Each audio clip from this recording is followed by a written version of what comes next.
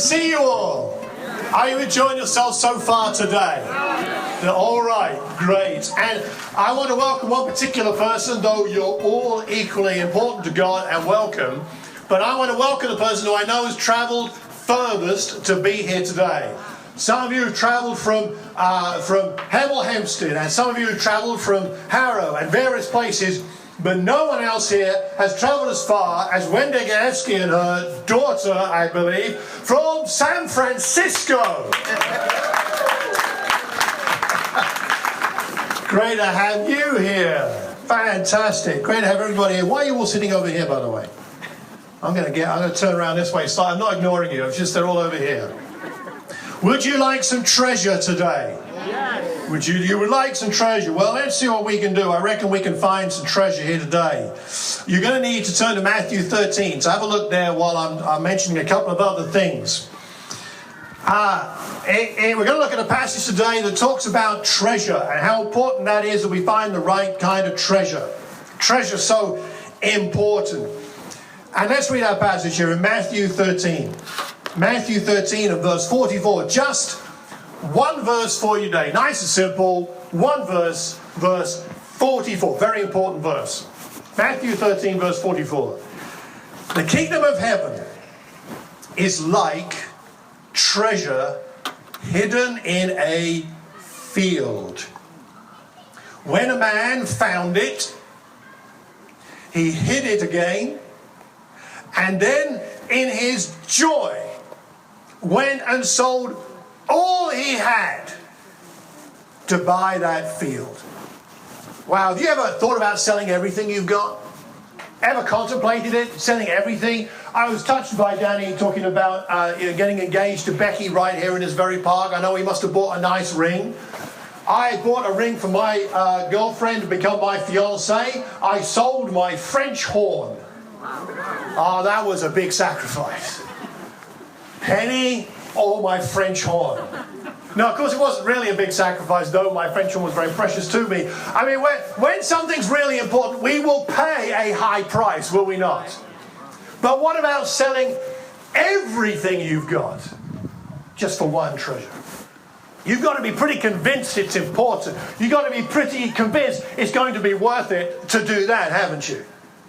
Well, this man did, because he was convinced, at least from the parable perspective, that he had found the kingdom of heaven. In his joy, he sold everything, not because he was bankrupt, because he made bad business decisions, but in his joy, he sold everything he had.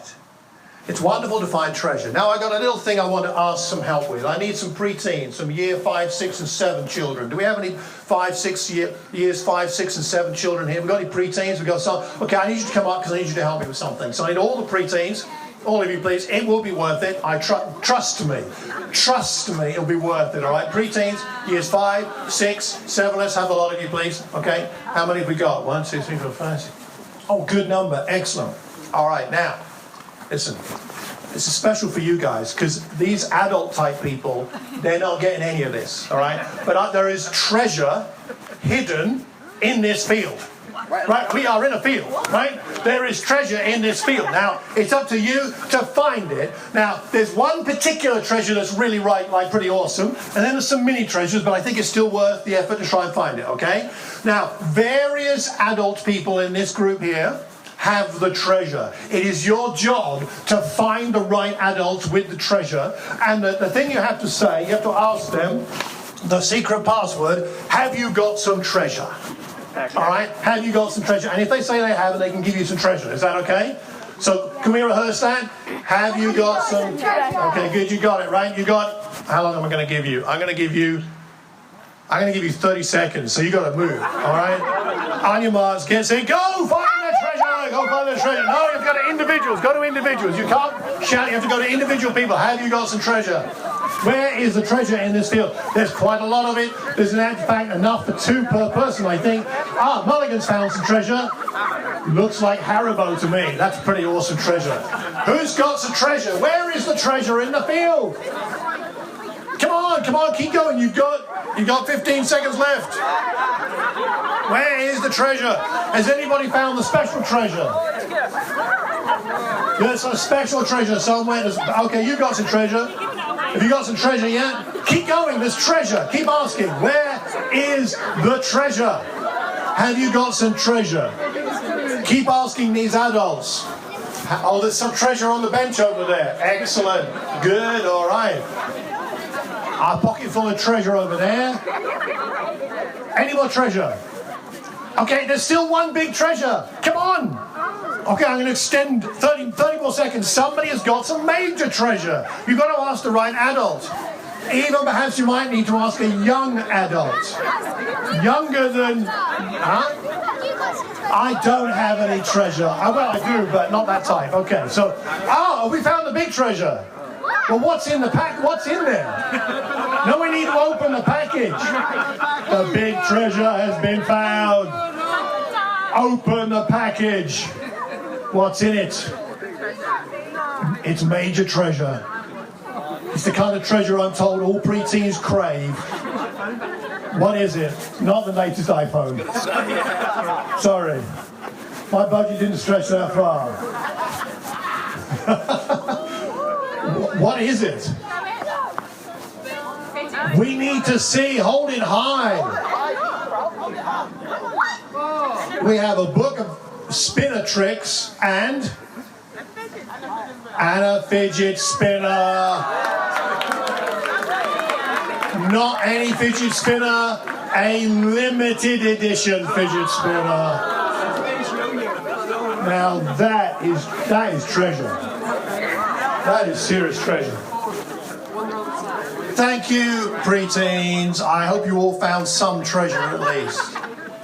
Now listen, the rest of you younger and older people, did you see the enthusiasm?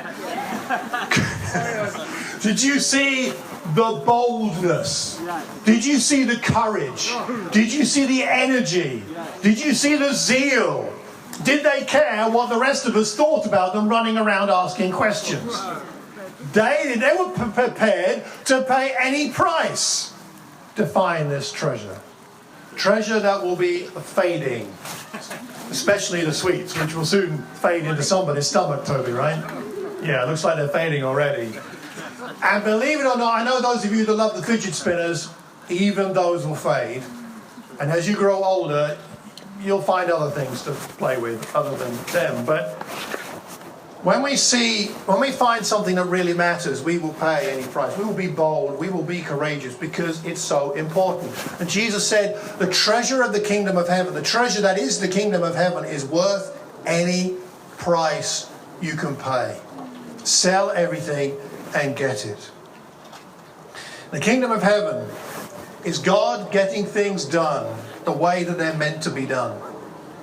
And we as a church congregation and congregations and friends here, we are those who bought into the idea of the kingdom of heaven, and that we now work and operate and live ethically and morally and with one another in community as the way that God intended human beings to be. Forgiving of one another. Again and again and again. Being patient with one another when normal human patience has run out. Loving one another even when we don't get anything in return. And sharing our faith with those who don't yet know how wonderful it is to know what the kingdom is about. And that the way God intended things to be done is much better than anybody else has come up with. Because He made us and He knows what is best. In His joy, He sold all that He had just to get the treasure in the field. You know, I just want to say one thing and then I'll wrap up. We put a lot of effort into things that are important to us. And it's not wrong to put a lot of effort into your career. And good for you if you can advance your career. And it's not wrong to put a lot of effort into finding the right spouse. I'm very glad God gave me the right spouse. French Hall was worth it. It's right to put a lot of effort into our parenting. We love our children. We want the best for them in terms of their character and their opportunities in life and their safety. It's right to do that. it's right to put a lot of effort into our extended family and to love our aunts and uncles and mums and dads and grandparents, and it's right to love our neighbours. It's right to help charitable things in this world. It's right and good to do all these things and to put a lot of effort into those things. But we know deep down that those things don't satisfy the deepest need of our soul, of our spirit, of what really makes us who we are. We need God to do that. And we need to be in the kingdom, to be part of God making us all that we were meant to be. And that together we can help make this world what it was meant to be. And draw other people to this amazing God who can satisfy our soul. We sang that song earlier, that God satisfies our soul in ways that nothing else will. And I just want to say, if any of you have not had a chance to know this God, if you've not had a chance to know what it means to be in the kingdom, if you've not yet found out what it means to have that relationship with God, I want to encourage you to make a decision today to put aside some of the things that distract you and instead seek the kingdom. Find how to find this treasure. It's not hidden in this field. It's not hidden in this field, but it is available to you. Half the year is gone, my friends. Can you believe that? 2017, half of it's gone. We're now in July. We're in the second half of the year. Now, I want to say this.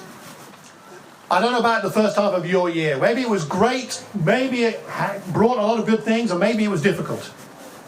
But whatever the first half of the year brought to you, if you hold on to God for the second half of the year, it'll be amazing. Because God will be with you in this journey and in the next 6 months of the year. If you've not given your whole heart in the first 6 months of this year to God, then do it in the second 6 months of the year. If you haven't found that treasure yet in the first 6 months of the year, then open the Bible and talk to your friends here and find it the second half of the year.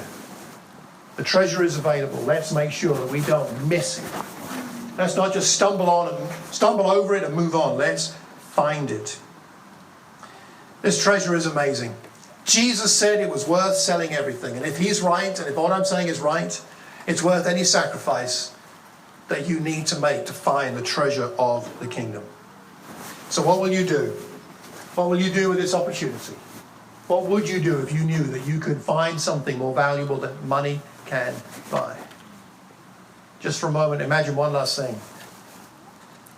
Imagine that you had bought the winning lottery ticket to tens of millions of prize money.